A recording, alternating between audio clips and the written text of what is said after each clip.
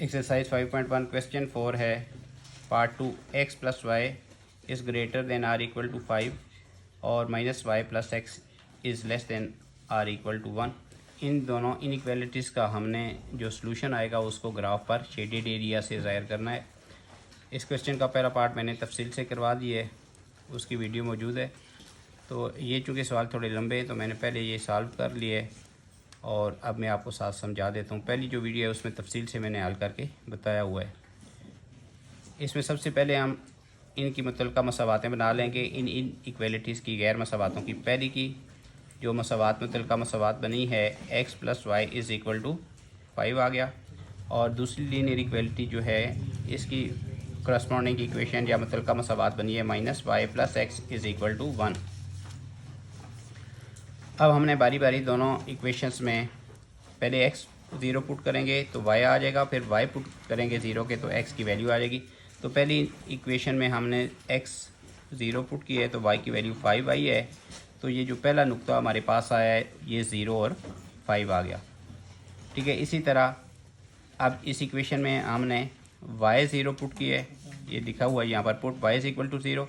तो यहाँ पर y की जगह 0 पुट किया तो x की वैल्यू 5 आ गई है। तो दूसरा नुक्ता आ गया x की आप 5 पुट करें, y को 0 पुट करें तो x की वैल्यू 5 आती है।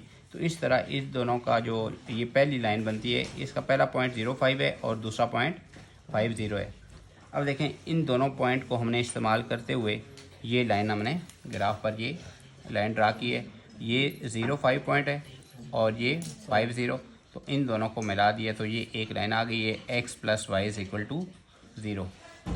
अब देखें इसी तरह दूसरी जो इक्वेशन थी इसमें भी x 0 पुट किया तो y की वैल्यू आ गई है -1।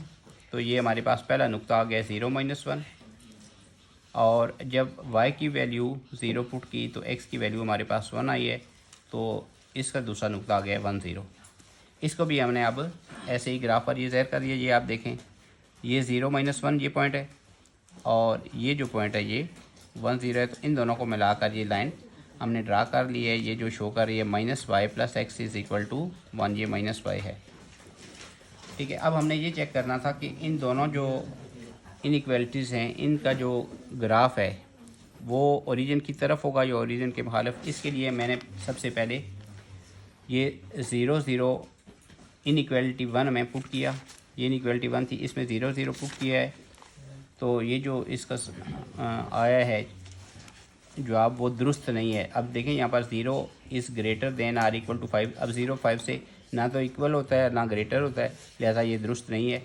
अगर दुरुस्त ना हो सलूशन तो हमने पहले पढ़ा हुआ है कि जो ग्राफ होता है उस लाइन का वो ओरिजिन से मुखालिफ सीमत में होता है, लिहाजा सायादारी सा मुबदा या ओरिजिन के मुखालिफ सीमत होगा। तो यहाँ पर अब जो पहली जो लाइन है इसका जो ग्राफ है ये इस ओरिजिन से मुखालिफ साइड पर, ये जो लाइन है ये बॉर्डर लाइन है इससे मुखालिफ साइड पर, तो इसका लाइन का सलूशन इस साइड पर होगा। ठीक है, अब यहाँ पर भी इधर भी हो सकता है लेकिन चूँकि ये कॉमन नहीं आता लिहाजा शो जो हम करेंगे वो ये साइज़ का पार्ट हमने शो कर दिया। इसी तरह दूसरी जो इनइक्वालिटी थी उसका भी जब हमने चेक किया तो उसका जो 0 0 पुट किया है तो वो दुरुस्त साबित होता है, उस इनइक्वालिटी को दुरुस्त साबित करता है। 0 is less than or equal to 1, इसलिए सायादारी सा मुबदा की तरफ होगा। तो ये जो हमने दूसरी लाइन ड्रा की थी इसका ओरिजिन की तरफ है, ये ओरिजिन है तो ये साइड ओरिजिन की बनती है। तो चूँकि इसका जो ग्राफ था ये वाला हिस्सा इसका पहली लाइन का ये वाला हिस्सा था और इसमें ये साइड है, तो ये दोनों ये जो हिस्सा है ये कॉमन है। अगरचे इसकी जो ओरिजिन की तरफ ये भी हिस्सा भी आता है और इसका इस साइड पर भी आता है, लेकिन ये दोनों हिस्से जो हैं ये कॉमन नहीं है। कॉमन जो हिस्सा है दोनों इनइक्वालिटीज़ का वो ये शेडेड पार्ट है, मुश्तरक सायादार हिस्सा।